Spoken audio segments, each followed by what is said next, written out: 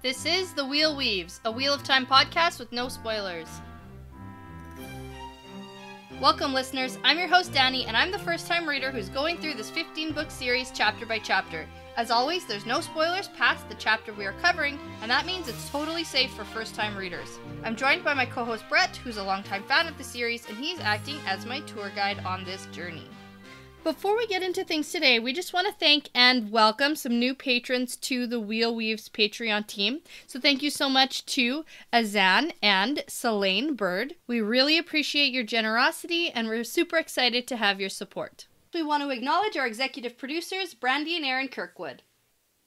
In this episode, we're talking about chapters 19 and 20 of the Dragon Reborn. Yeah, so chapter 19, we have the chapter we've all been waiting for like 3 books. Awakening. Yeah. We get our first math perspective. Uh-huh. Yeah, so I gotta tell you, a lot of people are really excited for you for this chapter. Yeah. So don't let them down. Okay, it was everything I dreamed it would be and more. Oh, fantastic. And then chapter 20 is Visitations. Which also was awful. Yeah. In the best way possible. Yeah, like, the good thing is it's really ramping up right now. Oh, yes. Stuff happens, and we got, like... happening. Yeah, we got good stuff to talk about. Yes, oh yes. And you got your fancy cup of something? I do. Gonna tell everyone what it is? Well, I made myself a chai tea latte. Yeah, it's very fancy. But I have to tell you, I'm a little bit upset because today I got my first sort of sponsored post about something for pumpkin flavored. Oh, uh-oh. Yeah. That means... It's August still. Oh, yeah. I am upset. I did not want to see... And I love fall, and I am all for pumpkin spice, like, definitely. Yeah. But in August... Well, they got Halloween stuff in stores now, too, so... Don't throw that at me. I'm so upset. To be fair, it was a pumpkin pie milkshake. Okay, so that's weird. It looked delicious. Okay. You're pregnant. Yeah. So it's like they're combining. Yeah. It's like when it's fall, but it's still warm. Yeah. And you want a milkshake. Cold pumpkins. Nothing better. Well, pumpkin pie is cold sometimes. Okay, different. That's cooked. Anyways, we're getting off topic here. Okay. We got, like, way bigger fish to fry here. I know. Okay. Do you have a quick fun fact? I have a medium quick fun fact. Okay. It's a 2-parter because the first parter was way too short, and I included a second parter, which is way better.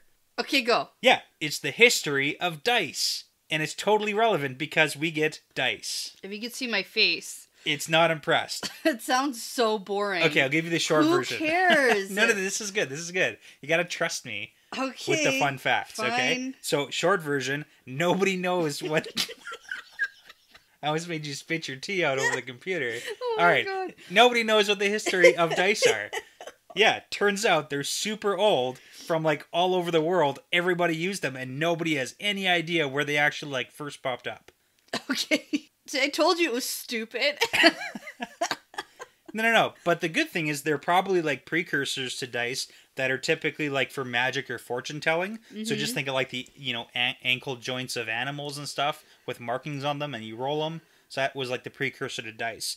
But the cool thing is that the 6-sided and the 4-sided dice are both equally old. That is cool. Yeah, good. Okay, now on to the best part of the history of dice. So, how to cheat with dice. Oh, okay. And I thought people would be interested in this because... Like the weighted dice? Yeah, so there's actually 4 different methods to cheat with dice. And the cheating with dice goes back as far as, like, fair dice have been in existence, too. Sure. So since they were created, people always cheated with them, too. Well, yeah. Yeah, makes sense. 4 basic methods to cheat with dice. Number 1, you shave down sides or one side of dice so that there's, like, less surface area on certain ones, and then typically the dice will roll to the bigger side. Yeah. The second way is to load the dice, and that just means you put weight on certain sides so the opposite side shows up. Yeah, I've heard of weighted dice. Yeah, those are both percentages, so they don't work every time, but, like, the longer you play, the more in favor it becomes for you. Cool. Now, the other side... So typically dice have pips that are opposite sides equal to 7. So like you'd have a 1 and a 6, so on and so forth. But the trick is you exclude certain numbers or add in more numbers on certain sides. Because when you look at a set of dice on the table, you typically only see 3 sides. So to trick inexperienced players, you'd actually use like fake dice with not all the numbers. So are you to saying create that combinations. people have always been dishonest? Oh yeah, I know, shocker, right? I'm surprised. So those are good ones to trick like inexperienced players. And then the last one... Those noobs. Well, this is really funny, though.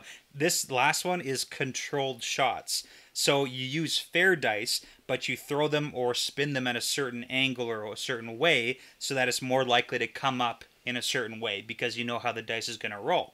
That sounds more risky. Well, it's the best way to do it with fair dice, and that's, I gotta say, from personal experience, the most common form of cheating for like D&D and board games is you roll it so like it comes up the way you want it to come up. And does it work? It does. Oh yeah, it can. Like you can roll better. Yeah. So you try and roll it so like it's a straight roll across because you like know where or which side of the dice is better. But that takes a lot of practice and skill, and that's why at casinos you typically have for dice games either slanted tables or you have to bank the shot. You have to knock it off a wall like in craps. Yeah. So that you have an uncontrolled shot versus a controlled shot. So if you want to cheat at dice, that's how you do it. Pick one of the 4 ways and go with it. I know, now you're super impressed. I'm so impressed. Yeah. That was good. All right. Now that I killed all the excitement, let's talk about Matt. Okay, cool. Let's do it. So chapter 19, Awakening, and we get our dice picture. Yeah, super relevant fun fact. Yeah, and obviously this means Matt. Yes, I guess so. He has a gambling addiction. Just a little one, yeah. I had to go way back. Yeah? I had to do a little bit of research and a little bit of thinking. How dare this book make me think? But like into what? Into Matt's history? Into what Matt's been up to. Like, I know he's been along the way. Yeah, he's been at like every major event. Yeah, but he's just been sort of this secondary character, and we haven't really got what he's doing in the midterm. That's fair. And I think he's been gambling. I think that's safe to say. Okay. Well, it's kind of funny because we'll get to it though, because there's certain points where I'm like, "Okay, wait a minute." It's been a long journey. Like he's been cursed since Shatter at Logoth, and that was a long time ago. That was like right when they left. Yeah, but even being cursed, he developed a gambling habit. Yeah. Okay. So I don't think he started gambling before Shatter Logoth. Really? Is that a serious thing? Yeah. Okay. Like, maybe in the Two Rivers he, like, played some, but, like, I don't know. I think that he really picked this up. Like, we'll get to it. Okay, we'll get to it. Okay, so last time, Elida was very upset with Elaine. Yes. And tried to get some information about Rand out of Egwene and Nynaeve. And more importantly, we saw Matt get healed. Yes. So. After the girls thought that he wasn't going to be healed. Right. And they went to go maybe save him, but then got stopped, and then they got let down there. Definitely good that they didn't do that. Yeah. I think they all would have died. Everyone would have died. Everyone. And then, end of the books. At least for these people. Yes. Okay, so we are in Matt's perspective, and that's very exciting. And he is waking up in a room and has no idea where he is, and his memories are pretty much garbage. Yeah. At the beginning, anyway.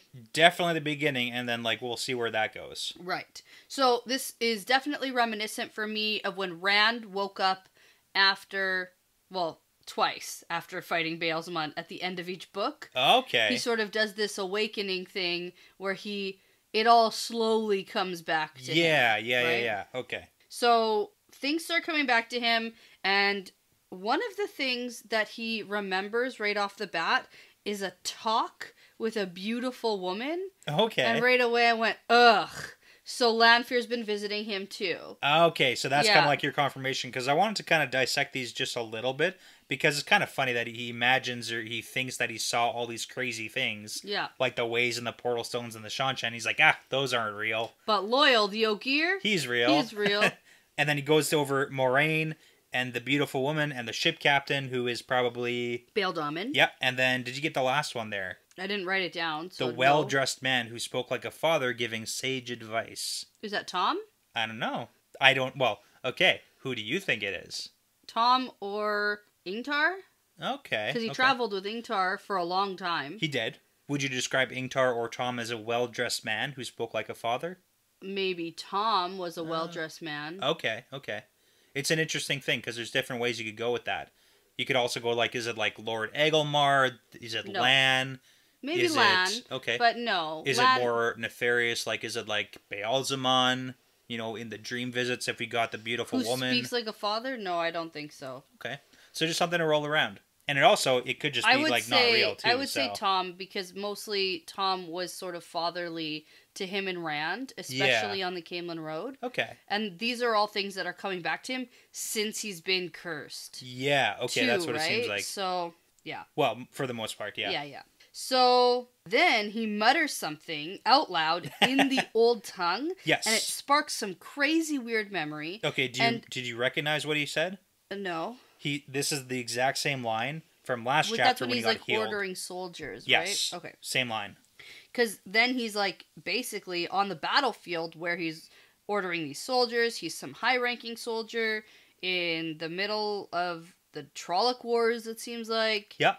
And the Trollocs are coming, and he has to lead everyone, and he leads his army into battle with the Red Eagle banner. Yep. And he says, like, for Manetheren. And I was concerned. Okay. For Matt. So we got to talk through this, because this is like a huge bit of information here that he, number one, had this apparently memory or flashback or vision or whatever you want to call it during the healing process. Yeah. And he says the same thing. So this is like reliving that event again. Yeah, I really thought it was going to be like Matt's gone for a period of time. And this guy is here now. This guy from like the old blood is now in his brain. And that's like who's here in Matt's body. Okay. Because the healing did a weird thing. Well, it seems like this is the old blood coming again. Yeah, in a but sense. I didn't because this went on for like 2 pages. Yeah. And I thought, well, I waited this long for a Matt perspective. And now you're getting and now I'm not getting Matt. I'm getting some like old, like reincarnation, like old who Matt was reincarnated as. Like, okay. I thought this was going to be terrible. Yeah. Well, apparently it's not the worst thing, but because then I thought they were going to have to be like, oh no, he's not Matt, and then they were going to have to heal him again and try to get Matt back. Like, I thought this was going to be a whole new storyline. Yeah. So apparently not. It seems like some sort of like vision or flashback or memory or something like that. I did want to dissect it a little bit for you just to kind of like put some thoughts together. So you figured out where this is, and this is Manetheren, because we get the references to like the Red Eagle. It's not that I figured it out. Yeah. But I read it. You did read it. Thanks for giving me that credit. You're welcome. It literally says, for Manetheren. Yeah, so, at like the very end. Yeah. And to be fair, sometimes you skim, so, Uh-huh. But then we also get, because we know that this battle probably ended up with them dying. Yes. Because that's how Manetheren ended. Yeah. And then we get a nice little tidbit where here in the middle of this page, it says he was known as a gambler. Yeah. And Matt has been described already in this series as a gambler. Yeah. By Rand. Yeah. Back in The Great Hunt, chapter 37. Ooh, okay. Yeah. So I kind of pinpointed it for you. So back when they're going to take the portal stones with Varen asks Rand. Oh, he says Matt's the gambler, not me. if he like plays a dice or card, and it's like, that's Matt. And then she's like, we're going to leave him out of this. But that was like one of the big references to Matt being a gambler. So, right. Yeah. Okay. I'll take it. Yeah. And I'm still waiting for that reference to Arthur Hawkwing being so strong to Viren that he could make dice fall where he wanted sometimes. Okay. I'm waiting for that to come back around, by the way. Some kind of way? Okay. So just to kind of clarify for your thoughts on this, are you thinking this is like Matt's reincarnated soul, or he's like the 100%. Yeah. Okay. Oh, yeah. Yeah, because it could be read like one of two ways. Like this is just like a random memory somehow. No, nope. That doesn't really happen. So Matt's the reincarnation of this general guy or whatever? Mm-hmm. Cool. Yeah. Okay. And the Trolloc Wars were... 2,000 years ago. 2,000 years ago. Yes. 1,000 years after the breaking. Gotcha. Okay. So, thank goodness, he comes out of it. Yeah. And then thinks, well, that was crazy. And I go, oh, phew. Like, that was really a worry of mine. And I think, oh, good. Oh, so he's back. And then things like Moraine and the Aes Sedai and the dagger slowly start coming back to him. And he notices that his, like, wrist and hands are way too thin. Yeah, and he, so like, wasted away. Basically, he's just figuring out life right now. And he tries to sit up. He's super weak. He forces himself to stand up. He doesn't have any clothes on. He goes to a mirror. He sees how terrible he looks. Yeah. It's like a big whole ordeal for him. It is a big ordeal. And then he notices there's food, like tons of food, enough for like 4 men, and he is starving and wants to eat it, but then he also wants to know where he is. Yeah, it's kind of funny. Like his first thought, he's like, rich people, because of the feathers in his pillow. Yeah. So. Yeah. Because he also notes that the food the tray is on is like worth more than like a farm. Everything's way too nice for like what he's used to. Yeah, so he goes to a window, but he can't tell where he is because it's nighttime. Ah, shoot. So then we get some Matt background. Yeah, which is kind of cool. About his dad being a horse trader. Yeah. And his dad says you can always turn the worst that comes to your advantage if you only think. Yeah, which is kind of funny because like Matt's the traditional or like classic impulsive guy. Yeah, kind of like the dummy, right? He's the guy who goes and wanders off in Shadar Logoth because he wants to go see a city. Impulsive guy. Yeah. But he also has this background of this dad who clearly is like he's on the village council. He's like respected. He's a horse trader. He's smart. He's like got some money because he can trade. Yeah. And it's like Matt's his dumb kid. Yeah. I could see that. But he like picked up some life lessons apparently. He picked it up. It's just how well he puts it to use. I think. It's like hopefully maybe he'll start to like piece it together, but maybe. So Matt actually pieces together that he's in Tarvalin and that he's been healed, which makes him like shudder to know that like the power's been used on him. Yeah. And he thinks, how can I turn being in the White Tower into my advantage? Yeah. So he's sort of looking at it from different ways here.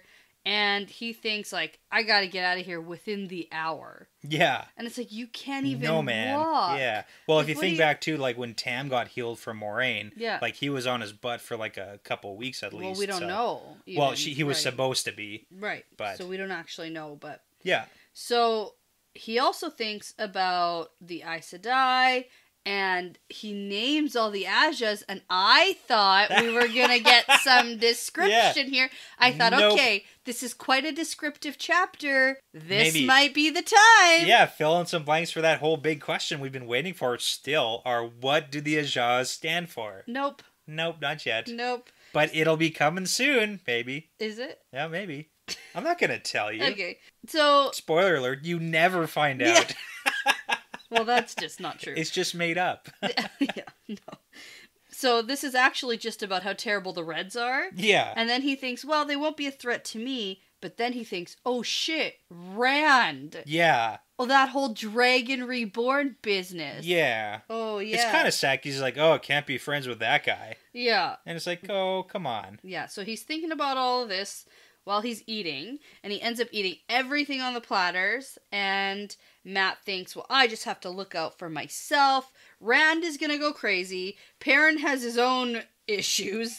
Nynaeve and Egwene want to be Aes Sedai, and so, like, now I'm on my own. Yeah. Everyone else has lost their mind, except for me. Matt's gonna go do his own thing. Right, and so he thinks he's gonna be able to gamble his way out of here. So this is interesting because the whole like, did Matt just pick up gambling recently? Right. He's pretty confident that he at least like can gamble. Yeah, like we saw him gambling in Faldara too. Well, I'm quite I know. That's why I'm thinking about where they've been and what they've been doing, and we've really just been focusing on like Rand and what Rand's been doing, or Perrin and what Perrin's been doing, or whatever. Yeah. And because we've never been in Matt's head, we don't know what he does when they go to bed or whatever. You know what I mean? Like if he goes to the common room and does some gambling, or kind of seems like that would be the thing that Matt would do. So like it makes sense that he would want to get into that too. Yeah, but now that I'm talking about it, it probably does make sense that he at least played. Yeah. With his buddies in Emmonsfield, but not to the extent that he like knows how to take people for their money. You know what I mean? Like I can't picture him taking all of Dav's money. Because they don't have money. Because they don't really have anything. They like barter. Like maybe he's like had practice and wins a lot. Yeah. But I think since being on the road, he's been able to use this skill he has to turn it into legit gambling for money. Yeah. Okay, I like that. Because I just don't buy that he was like taking Coplands for their money. You know what I mean? No, like, yeah, it just and doesn't I make any agree. sense. Yeah. Like, where would he have been gambling before this journey? Probably not often, but again, maybe sometimes. Maybe like, for fun. Yeah, definitely. Like if they played stones or dice or this or that, whatever. Yeah. But this whole like legit gambling and thing. being where people have money, like there's people whose money you can take. Yeah. Is like totally changes the game. Absolutely. I just kind of think of it back to like even when I was younger. Like I've never been good at gambling because I'm very impatient as a person. Like for like I have like I wasn't Which good at it. Which is funny because you are very patient. Yeah, it's more like I'll play and I'll drink and I'll have fun. Yeah. But I'm like not out there to win. You get bored. Yeah. So it's and like you don't want to lose your money. Well, which is too scary. Yeah, no, I get that too. So it's like I could see playing for that kind of fun, but that's about it. Yeah. Okay. So he thinks about how Tarvalin is a very rich city, and he can turn what little he has into a lot. And this is where I say, I think he has a gambling problem. And then I say, what has Matt been doing? Yeah. Like, this is where I really thought back to... like when they were in Camelin, or when they were in Kyrian, or when Matt was away from Rand, when Rand was in the Portal Stones. Yeah. Like, do you like gamble with the Shienarans on that journey? Yeah, right. Well, and we know that at the beginning of the Great Hunt, we miss an entire month, and we're in Rand's perspective. And when Rand sees Matt and them, they're gambling. Yeah, that's right? true. That's true. And he'd been there for a while. So maybe he picked it up like around Dara got real serious about it too. Yeah, and then they were in Kyrian for a bit. Yeah, it seemed, and do you think so? Just kind of on the topic of the whole reincarnated soul, if this old Manethran general man whose visions Matt is getting, is known as a gambler, is there some of that like peeking through too? 100% yes. Okay. If Luz Theron was this like crazy powerful channeler, and now Rand is a crazy powerful channeler because it's like the reincarnated soul. Reincarnated, then yes, that makes sense to me. So that's kind of Matt's deal. Yeah, and then it also makes sense to me that Perrin might also be somebody who might have had wolfy abilities. Yeah, because it was one of the things in his... that's very old. Like, that's older than the power, right? Yeah, and that seems to come up in all of his, like, life cycles when he went through the Portal Stones. Yeah. So... one of the things. Yeah. Okay, so yes, I do think that. Cool. So, he also thinks about how he doesn't have very much. Yeah. And he's wondering about the ruby and that dagger. Yeah. And he knows it's probably maybe cursed, but he also knows it's worth a lot of money. I kind of put a star beside this one for you, too, because is this like a nefarious, like, evil dagger calling out to Matt to come and get it? This is Matt. This is just Matt wanting some cash.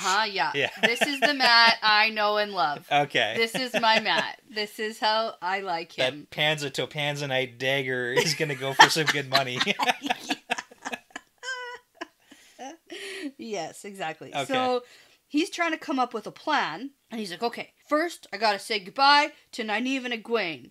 Yeah. And then suddenly he remembers blowing the horn of Valir. Oh, man. Okay, so he thinks that there is no way the Aes Sedai can know about that, and his plan is to lie if they ask him about it. Yeah, how terrible of a plan is this? This is a bad one. Yeah. This is a bad plan. So... it's like, he's kind of like, I'll figure it out as I go, but like, they for sure know. At least someone does. 100%. Yeah. Yeah. So, you know what's a worse plan than this plan? What? His plan to go and see if Nynaeve and Egwene have, like, come to their senses about being Aes Sedai. Yeah. It's like, you know what you shouldn't do? Because he's like, I should go see if they've given up on this foolishness. Yeah. It's like, if you go and say that to them. Yeah, that's bad. Also, his plan to leave. Yeah. Like, and, right now. Gamble his way out of Tarvalin. It's not the best plan. On his own. So, I love that he's trying to, like, do the whole thing his dad funny. says. Like, but I get why people might not like Matt as a character. Okay. Yeah. I get it. But this is the type of character that I love because they're so entertaining. He reminds me of like a Tyrion almost. Oh, like Lannister, from Game of Thrones. Just because they're so entertaining in the things they do and say. Yeah. Right? Like I could see how this type of character could really irritate people. For sure, because he's always doing like terrible, like, what are you doing? Like he's so impulsive and it's so annoying. Especially when in the back of his head he's like, I gotta think this through. Yeah, I know. It's awesome. That's why I love it. And I just find it so fun. It's the opposite of Perrin. Yeah. Because Perrin is no fun. He like thinks way too, ever. And so except when he's not thinking. I can get on board with how people can potentially like Perrin, Okay. but I do not. Okay. That is Fair. just not my cup of tea for But characters. hopefully Matt's kind of like in there. So, I mean, this was our first Matt chapter. I was worried a little bit that if we did get in Matt's head, because Yeah. I've built him up as like one of my favorite characters. You did, and you had nothing to go on. Nothing, except for like my gut instinct at the beginning. I thought he was really funny. Yeah, yeah. And I had like my little Matt crush and whatever. And so I was worried to like get in his head and be like, oh, maybe he's really annoying and I hate him. That's true. That would be bad. And it's been like 3.5 books. Nah, I think he's hilarious. Great. I love it. That's good. I love it. Love it. I love him. So he's like, okay, I'm totally going to just lie to the Aes Sedai about the horn. And then there's a knock at the door and he gets up like he sort of wants to run, but he's super weak and there's nowhere for him to go anyway. And then the door opens. Awesome cliffhanger. You know, I love it in RJ's writing how there's like this little cliffhanger at the end of like a lot of chapters. Yeah, but this actually made sense to be the end of a chapter in my mind. Yeah, for sure. The last 20 chapters or so all just could have been one and it didn't matter. Yes, but this, you know, it's good. Having this actual cliffhanger, like who's entering, like you want to read on. Yeah, right? No, that's true. So. But I just got to point out, way back in book 1, when you started to kind of develop that crush on Matt, you said something along the lines of, I can't wait till we get a Matt chapter. I hope it's really soon. Yeah. And then there was something that happened where I thought we were in Matt's head. Yes. And we totally were not. Weren't. Yeah. And you were like, no. No. You're like...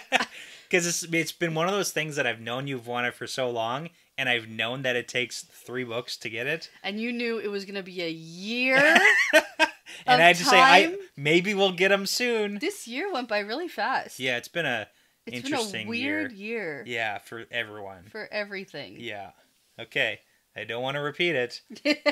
So let's go into chapter 20. Visitations. More Matt, too. More Matt, and my favorite. Yes. Your favorite character. Selene / Lanfear. Here's the thing. Yeah. Did you look at the chapter symbol? Yes. Okay. Immediately were you like, oh my God. I knew. Okay. Okay, so one of the things in The Great Hunt that really solidified my prediction about Selene being Lanfear was that her seal was the moon and stars. Yes. And Lanfear's title is Daughter of the Night. Yeah, she's not really that sneaky about that.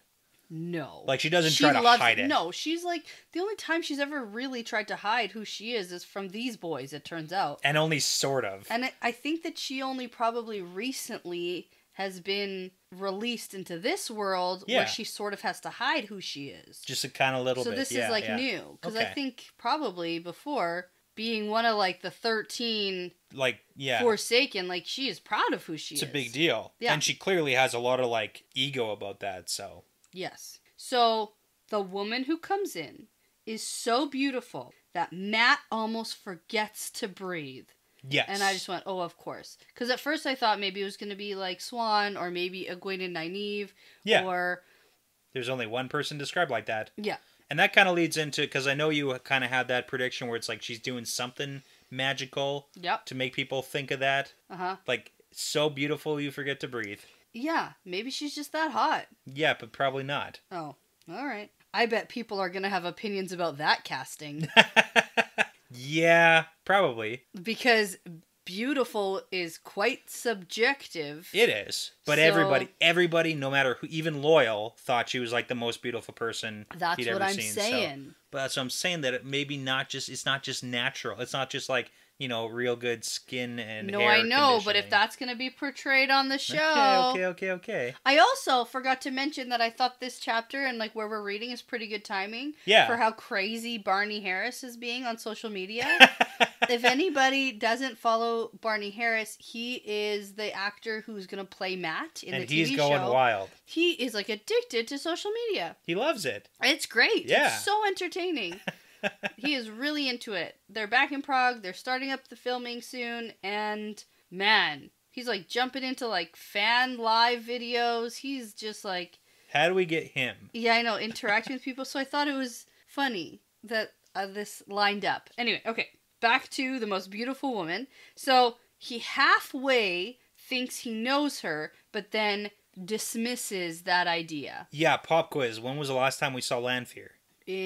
Okay, I was going to say in Perrin's dream. Yeah. But it actually seemed like he stumbled into someone else's dream. Like, it was his dream, but he was like, she didn't expect him to be there. Yeah, but that is the last time we saw yeah. Lanfear, was Perrin's dream. Yes. And she was, like, rifling through some manuscripts. Some papers on a table. Yeah. Yeah, doing something. Yeah. She's like, what are you doing here? Get out of here. Get You're going to ruin here. things. Anyway, so she says that Matt may be passable once he fills out again, but for now, maybe he could put some clothes on. Because he's naked. And so he's all embarrassed and covers himself with a bedsheet. And then he wishes that Rand or Perrin were here so they could help him because they've always been so good with the ladies. Classic. Good. It's great. It's a good trope that's never going away. Never, ever. Ever. Yeah. So, Lanfear / Celine says that she would never have visited him like this except for that she was here in the White Tower for another purpose. Yeah. So I kind of put a couple stars because this language he's using is really, really like, you can read a lot into it. Like, are we assuming this is the same day with the whole gray man business? Okay. Probably very the close. Yeah. I would say that's a good assumption that it's not like he's slept for a month. It's probably like he got healed and he's woken up a couple hours. Yes. This is the nighttime. Yeah. So that means there's been like one day. Yeah. So with that whole trying to kill Egwene and Nynaeve business. That just happened. Yeah. And she's here in the White Tower for some business. Yes. So. Yeah. The only weird thing is that if Lanfear wants to kill Nynaeve and Egwene... Well, I think that she probably had to come to clean up that mess. Okay. She probably had to, kill that guy and, dispose of the crossbow and stuff. Are you saying that it's Lanfear? Lanfear did all that stuff? Well, she's very sneaky and can be invisible. She can do a whole bunch of things. So maybe not a gray woman is what we were kind of thinking it was. Or whatever. Gray or man a woman. second gray or man. Or a second gray man. Maybe it was Lanfear picking up the pieces. Yeah, or a Black Aja or something, and Lanfear's checking on what's going on here. Okay, I like that. I like that. She's in charge, right? Yeah. She's not the one who's actually going to do the assassination right now. Sure, yeah, okay. Maybe. But she's going to clean up? I don't know. Maybe. Okay. Something else to note when she says that she was here is she calls Matt by name. She does. So she says... She knows who he is. I didn't want to visit you like this, Matt. And then that's when he says, oh, well, you look familiar, but...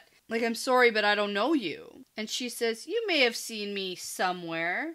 Yeah. But call me Celine. Yeah, so fake name. She's totally probably been visiting him. She knows who he is. Yeah, and so, he just doesn't have the recollection right now. He just doesn't remember. Because it's probably only been in dreams. And she probably picked up on oh, he doesn't remember anything, so let's just go with it for now. Let's just go with it. Yeah. And I was trying to think back about whether or not Rand ever said that he was looking for Lady Celine in Matt's presence. Okay. We don't know, but we do know that they had some time together. Yeah. They were together for a while, whether it was traveling.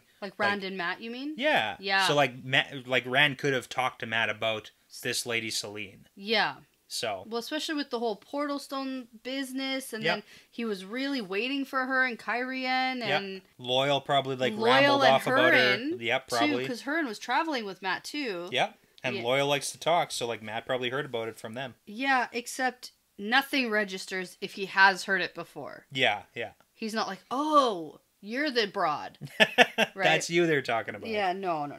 So, he asks her if she's an Aes Sedai, and she says no, but he's a little skeptical about that. Yeah. This is a hilarious exchange, too, between the two of them. Well, are you a novice? Yeah, and she's hardly. But it's funny that she, when Rand and her had that thing where he asked her 80 times. A million times. He's are you sure you're not Aes Sedai? And then she got increasingly more frustrated with Rand. Yeah. She's I'm not Aes Sedai.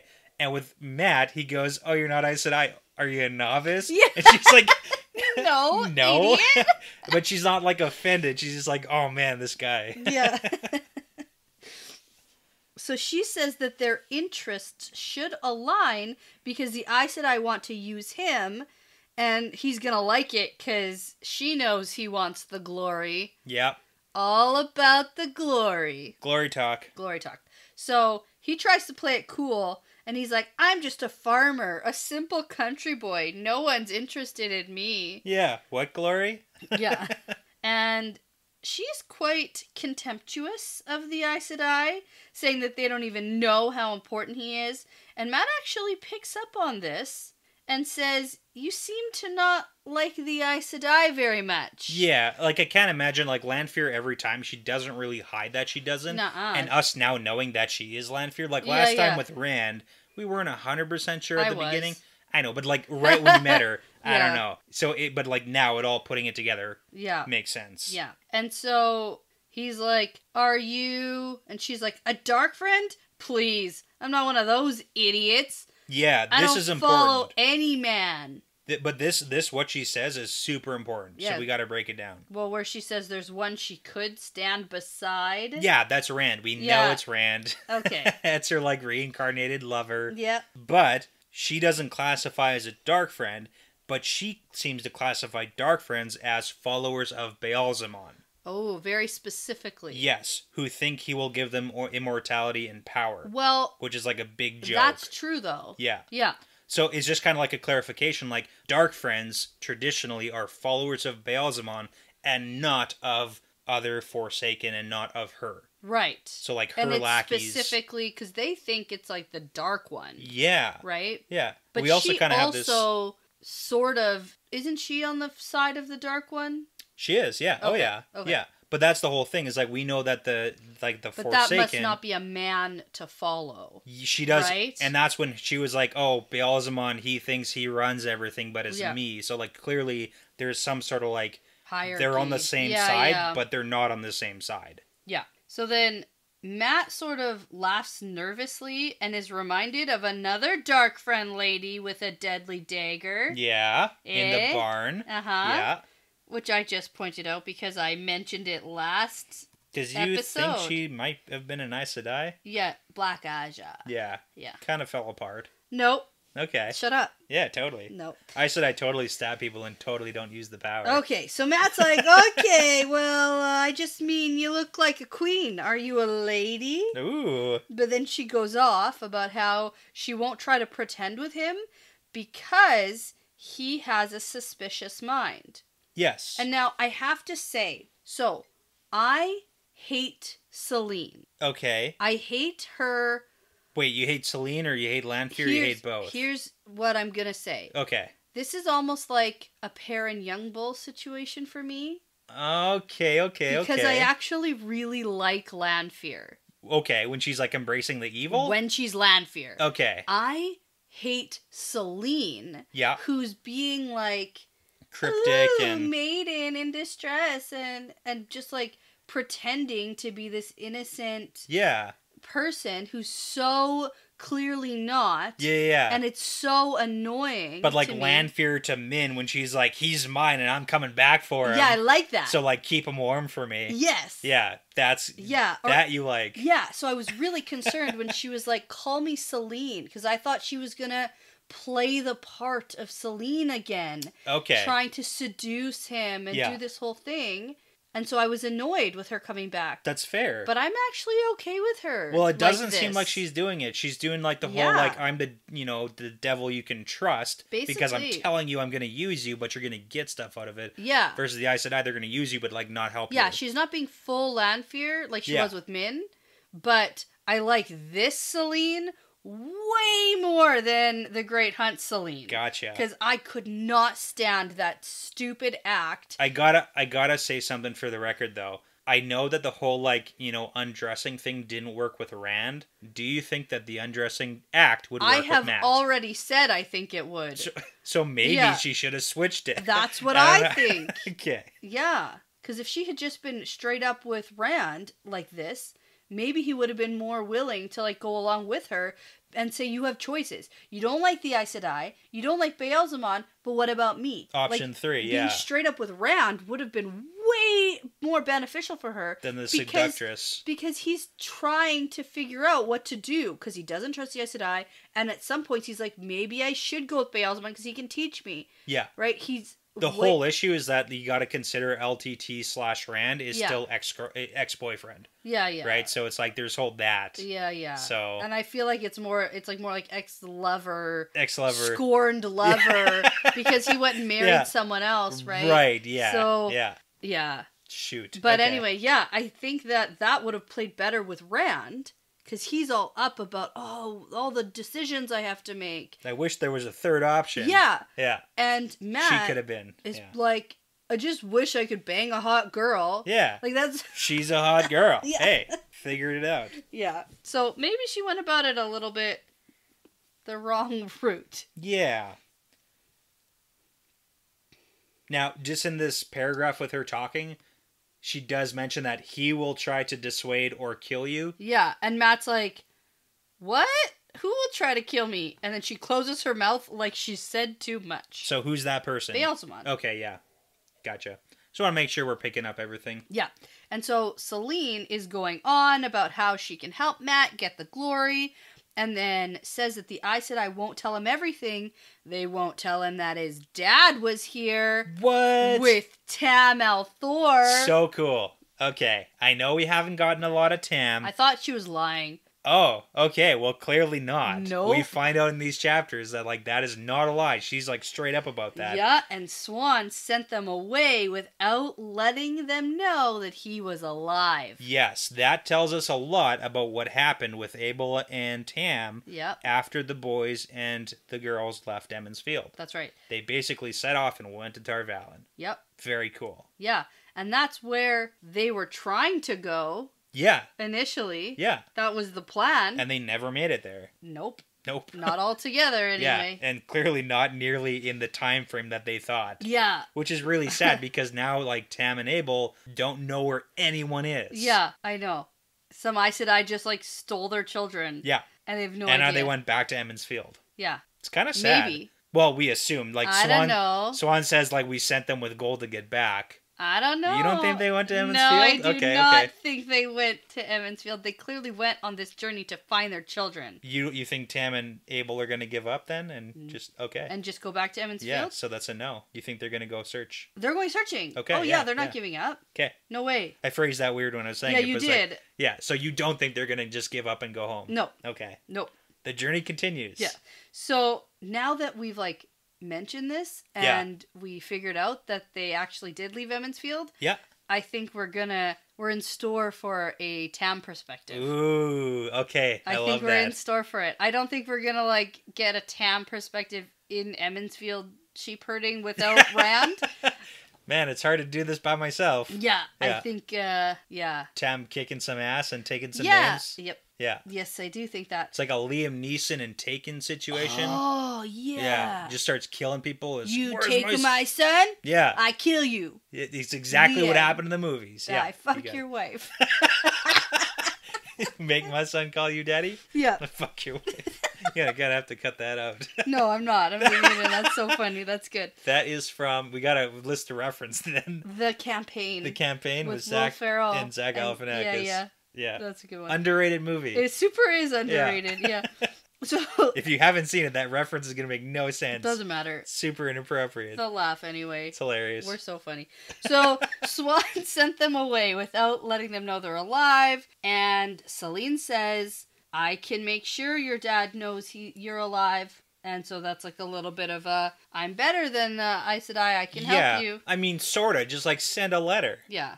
That's like not a huge thing she's offering. Right. Anyway, so the Aes Sedai also won't tell him that Rand is running away from Moraine, and the Black Ajat is infecting the White Tower. Yes. So all kind of half-truths. And Matt is like, what the fuck? Like, who are you? How do you know all this? And Matt notes that her smile hides secrets. Yeah. Well, she's totally not being at all truthful here for everything. Like, some stuff she's, like, on point with, like the, Tam and Abel thing. But, like, the whole Rand's running away and Moraine is hunting him. Yeah. Like, the way she phrases that is not truthful. Not 100%, no. Yeah, like, Rand's running away, killing dogs and stuff, but, And Moraine's hunting him. Yeah, but it's, like, not in that way that she's implying. No, he's not running from Moraine. Yeah. He's more running from his own thoughts. Yeah. Okay. she just says, remember that there is another choice apart from the Aes Sedai and Baalzamon. Will you remember that? And he goes, yeah, I suppose. And then suddenly she just gets so pissed off. Yeah. She's sick of this. And she's like, she clearly, idiot, I didn't come here for you to suppose anything. And she reaches her hand out and his skin begins to tingle and his headache returns.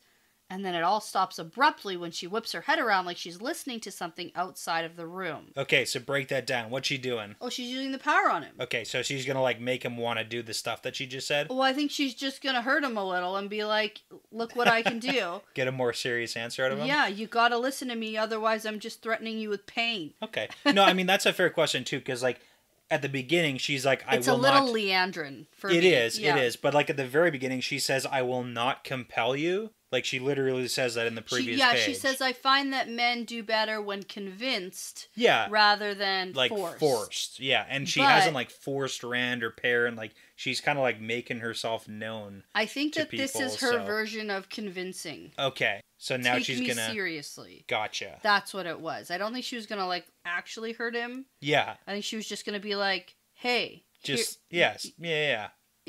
I gotcha. Okay, so clearly she was interrupted. Yes. By? Well, people outside the room. It's the White Tower. Yeah. So obviously it's Swan and Lyanna coming. So she, like, set some sort of alarm system or something outside. No, she's...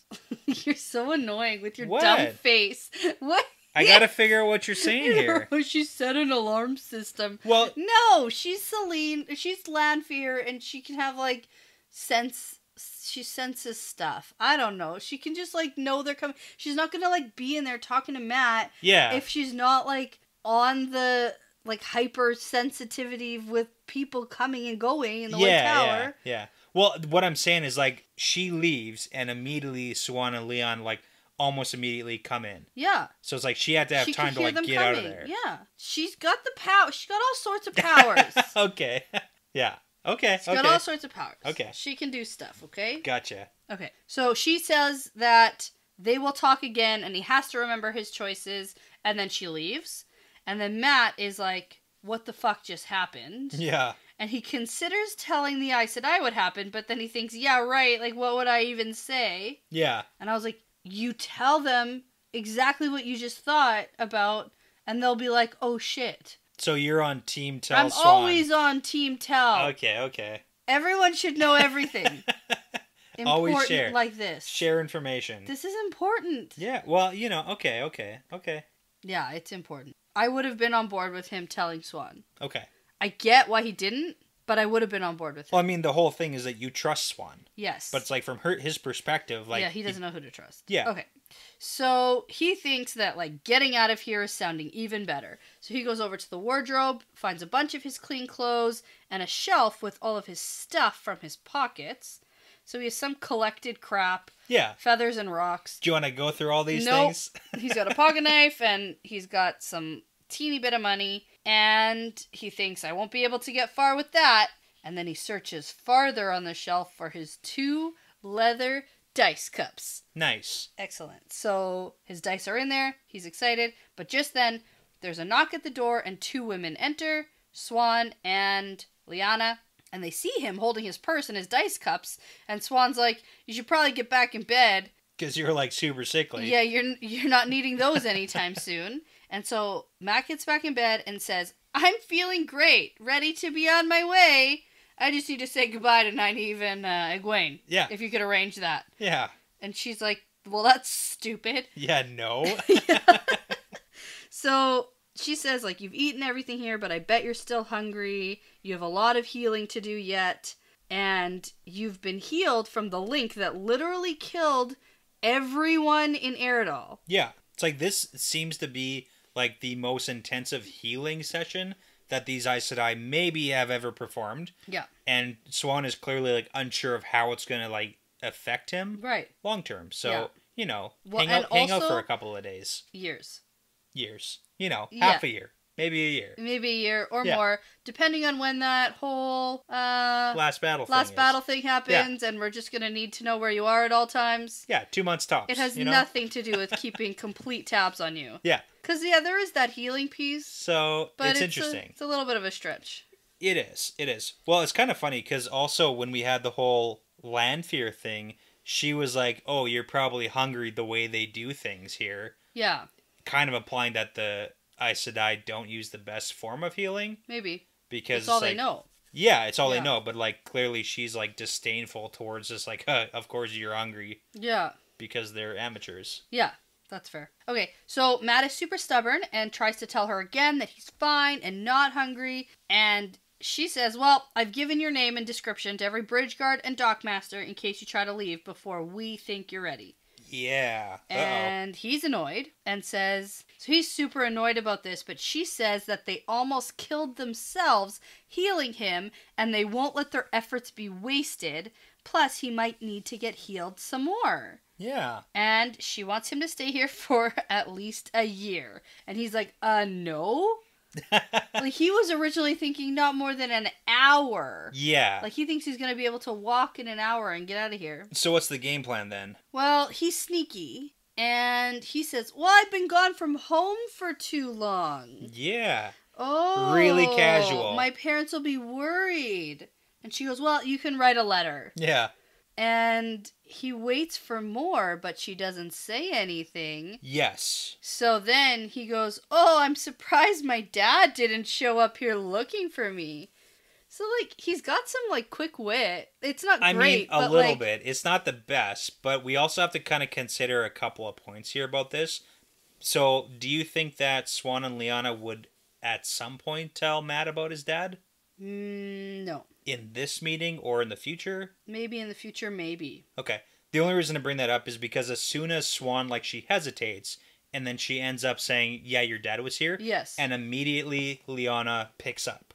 Yes. And tells everything. So it kind of seems like they had a bit of a conversation. Should we tell him? Like, if we're going to tell him, you tell the story. Right. So it seems like she was prepped for that if it goes that way. Maybe. The only thing I like about this sort of situation is in Swan's mind, Yeah. Matt has been basically dead. Yeah. They just healed him and he's just woken up. Yeah. So there's no possible way for him to know. He hasn't talked to anybody. Nobody's been here as far as she knows. And he's kind of being not so subtle. He's not being subtle at all, except for that there's no reason for her to think Yeah. that he's being sneaky. Yeah. How does he know? Or Like, how does he know? Or so anything, right? you don't think that she thinks like, oh my God, how does he know? It's just like should I tell him? I guess so. Yes. Okay. Yeah, because then Swan says, well, he did come. Lyanna spoke to him. Yeah. And then Lyanna says, yep, he came. That was before you arrived. We told him that we didn't know where you were, and we sent him on his way before the snows came. Plus, we gave him some gold. Yeah. And Swan says, well, he'll be pleased to hear from you. Yeah. Now, they did mention Tam. No, they did not. But they also have this whole thing about like not saying more than they absolutely have to. So they told him, but they left out the part about Ramsat, and he had to get it out of them. Yes. Yeah. So Matt continues and asks about Rand. Which apparently is a bad idea. Yeah, so he goes, oh, his dad would be worried too. And Swan says, as far as she knows, he's doing well, but she hasn't seen him since Faldara. And then she sends Lyanna away to get Matt some pie. Yeah. Now, did you pick up on Swan's whole like super tricky language? Well, she just sort of like kept talking and didn't give him a chance to rebut. And was like, oh, we better get him some more food if he's going to decide to keep talking so much. Yeah. Or something like that, right? Well, this is the whole thing, though, because Matt says, do you know if he's all right? Mm-hmm. And her response is, I haven't seen him since Faldara. Yeah. That is not the answer to the question. No. She knows if he's all right or not from conversations with Moraine. At least a little bit. She says, as far as she knows, he's doing well. Yeah. Yeah. But it's like she's not being totally upfront about this. No. Which makes sense because it's like Swan, but Yeah. it's not necessarily for like bad intentions. She's trying to keep everyone like on Well, and then she gets into why everyone shouldn't know everything. Yeah. In a little bit here. So Lyanna leaves, and then she tells Matt that it's dangerous to talk about Rand to anyone here. And she says, do you remember the horn? And he's like, what horn is that, mother? Yeah. Okay, so then she snaps up and looms over him and is like, do not play games with me. Yeah, if she was like anyone I'm else. not in the effing mood. Yeah.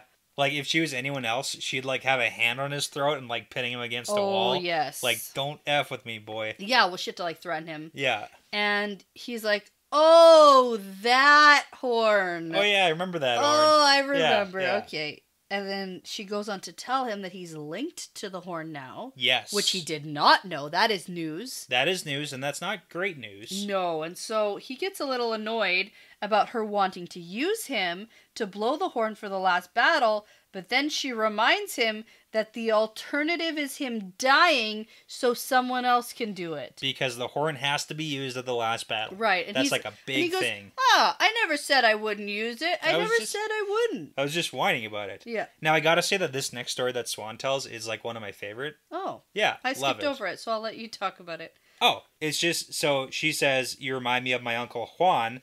No one could ever pin him down. He liked to gamble, and he'd much rather have fun than work, but he died pulling children out of a burning house. He wouldn't stop going back as long as there was one left inside. Are you like him, Matt? Will you be there when the flames are high? Yeah.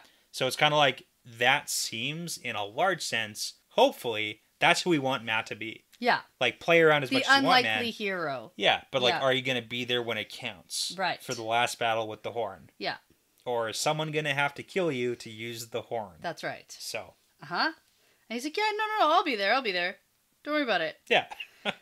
But he sort of goes, I'm no hero. Yeah. And she goes, well, most heroes don't think they're heroes. That's why they're heroes. Yeah, they do what needs to be done. Yeah. They're not like setting out to become a hero. Yeah, it's not Batman or something. Like, yeah. Yeah. It's like the waiting worst. for his signal in the sky to be like, okay, hero time. Mm-hmm. Like, so she says that it's best if no one else knows about his link to the horn. They could come after him, and that's bad. And he's like, yep, that's bad. And then she leaves. Yeah. So then Matt lays there for a while thinking about everything and all the information he just received. Like, a lot just happened in the last, like, half an hour or whatever this was. And he thinks about how there has to be a way out of Tarvalon. He just has to think about it from every angle. What's his way out of Tarvalon? The ways. What? Yeah. What? For someone who's like so opposed to the ways. Expecting to say that? No, I didn't actually. No, but that's kind of funny because like you're so opposed to it. That's the way out. Okay, and who knows about the ways? Nynaeve and Egwene. And he wants to go and say bye to them. Yeah. Okay, there you go. Really risking the whole black... See, this is the issue, is that you really don't care about this whole Black Death thing. Ah. Yeah, Black Wind, not the Black Death. Same thing, basically. Yeah. Oh, man. Okay. Yeah. So that's just where my mind went. I mean, like... But, to be fair, you think that the Black Wind is some sort of connection to, like, hunting for Rand, and if Rand isn't anywhere... Yeah, I do think that. Near, like, Tarvalon is, yeah, then... Yeah, so here's my thing about the ways and why they're so annoying to me. Because I felt in The Eye of the World and in The Great Hunt, they were just, like, used very convenient to the plot. Okay. And then, when it's convenient to use them again... They weren't used. Okay. So it's just this, like, pick and choose when it's convenient for characters to use it. That's, like, my irritation with it. So I'm going to be pro-ways because it's a very convenient form of travel. Except for the fact that, one, there's, like, a murderous wind monster in it. Yeah. And number two, you gotta know where you're going. Yeah. And do you think that Matt can, like, read the ways and knows how to go through them? No. Okay. I'm just saying. Where is Loyal right now? Better question is, where is Leandrin with her, like, nice little cheat map? With her Dark Friend guidebook. Dark Friend guidebook to the ways. Yeah. So, like, good questions all around. I mean, like, all of those will be conveniently answered. Yes. When it's time for him to use them. That's fair. Okay. Okay. But you asked me. Yeah. That's the way out, unless he's gonna, like, beat a... a dock master at dice or something to get on a boat. Ooh, uses gambling skills. Uses gambling. That's the other way. But then... Bet his way to a way out. Right, but then there'll be record of him leaving. Okay, and he'll be followed. Okay. I don't think he's leaving without permission. I like that. Okay. I don't think so he's got to, like, get permission somehow. Yeah. Okay. Yeah. He's got to trick some people. Yeah, I don't think he's sneaking out of here. That's why I'm, like, throwing all these stupid ideas around, because I don't think he's actually going anywhere. So, Okay. That's the end. Secondary, just kind of quick follow-up, because we have something that Swan says, and she says that Shale Ghul knows that the Horn of Valir has been found. Oh, yeah. Yeah. So, like, way back in Faldara, immediately they caught on to that. Do you have any ideas who, like, gave up the whereabouts of the horn? So, I don't know if somebody gave up the whereabouts. I don't know if they know exactly where it is. Okay. Because Fane had it. He and did. that Murdral knew. But they stole it from Faldara where Fane was being kept. I see. Okay, well, that's obviously was Ingtar. Okay. I think. Okay. Because, like, Ingtar, I think, orchestrated that entire event. Sure. And it was probably to get the horn. And I think that's probably why he was feeling so guilty about getting it back for redemption. Okay. Yeah, That's that would just, make sense. You know, speculation. Yeah. But then I also think, because obviously they know about it, but I also think they know that it's been sounded. Yeah. Well, Beelzebub thinks that Rand sounded it. He does think that. Because when they were having their battle in the sky... Well, that's kind of interesting, too, that Beelzebub's working on bad information. Yeah. So... Yeah, so they know it was sounded. Yeah. And I don't think they know where it is now. Yeah. Unless Lanfear is here... For the horn? For the horn. Ooh, okay. And she's going to try to, like, if she, like, knows it was with Matt. Yeah. Because it doesn't seem like Lanfear and Beelzebub are on the same page. Does not. So it's like if Lanfear knows something, she's not going to share that. She is absolutely not telling Beelzebub. So, no. I mean, that's a good little card in her pocket. Yeah. All right. This was very interesting. Okay. This was a good one. Yeah. A lot more to talk about. Yeah, and I'm actually excited to read on. Yeah, the next couple chapters are great too. They're all going to be great now, right? Yeah, they ramps up. I hope. We're past like the hurdle of the recap. I actually think I looked, and the next couple chapters are... It's going to be longer. Little bit. Longer than it has been. So that's been good. More to talk about. Yeah. So that's good. I'm excited. Okay. I'm excited about that. And I'll wrap things up and say that this is part of the pattern now. Yeah, it's part of the pattern.